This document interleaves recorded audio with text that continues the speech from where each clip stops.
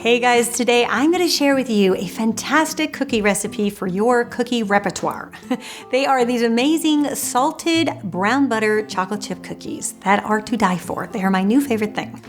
Not only are they great on their own, but they would also make a terrific ice cream sandwich for summer entertaining. Let me show you how to put it together. So the first thing we want to do is brown our butter. So we want to do this because this is what creates that really delicious caramely, almost butterscotch flavor to the cookies. So in a large skillet, you're going to melt a cup of butter. Now I like to use the skillet because as the butter melts, it has a wider surface area of which to start to turn brown. It takes a little bit longer if you do it in a pot.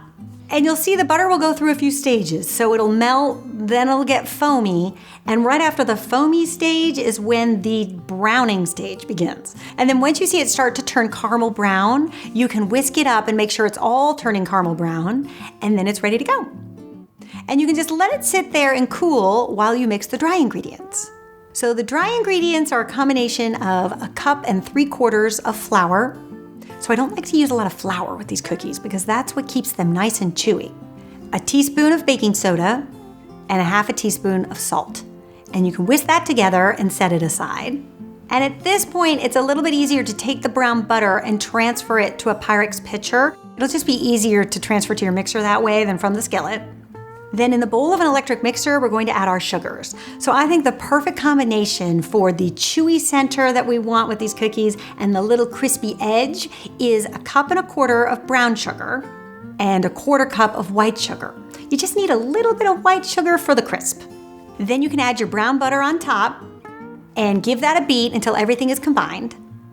And then at that stage, we're going to add 1 whole egg and beat that up.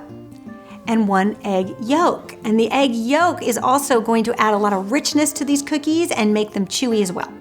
And then to that, we're also going to add 2.5 teaspoons of vanilla extract. And you can give that a beat. And then at this stage, we're going to add our dry ingredients, just a little bit at a time, mixing in between each addition. And then you can remove your batter from your mixer and fold in a bag of chocolate chips. You can use semi-sweet, you can use dark chocolate, or you can use a combination of both. Right now I'm sort of into the semi-sweet, but I go back and forth to be honest. Then you want to line a sheet pan with some parchment paper. And I think the parchment paper is also what keeps these cookies from browning too much on the bottom and burning. So if you've never baked with parchment paper before, it's really a great thing to add, especially anytime you're baking cookies. Then you can scoop out your cookie dough. I like to use an ice cream scoop for this. I'm working with a 2-inch scoop. And give them some room because they do spread out a bit. So 6 on a tray is probably all you want to put. Then you can place them in a 350-degree Fahrenheit oven for just 14 to 15 minutes. So once the cookies start to rise up and you can see them cracking, that's when you want to pull them out. If you haven't seen them cracking yet, don't pull them out because the cracks also create that really nice sort of chewy center. And then once they're done, you can pull them out. And this is the time when you can add the sea salt. You want to add the sea salt when they're still warm because it will sort of cool with the sea salt on top. And I'm using Fleur sea salt or sea flakes. You probably don't want to use like real salt because it'll be too salty, but you just need a few flakes on top to get that sweet and salty effect. And as they cool, they'll start to deflate a little bit and you'll see they'll start to get really flat and kind of chewy looking. If you do want to turn them into ice cream sandwiches though, I would let them cool completely because they are a little bit fragile at this stage. And you can just add a big scoop of vanilla ice cream, press them down a little bit, and then pop them on a sheet pan and throw the whole thing in the freezer.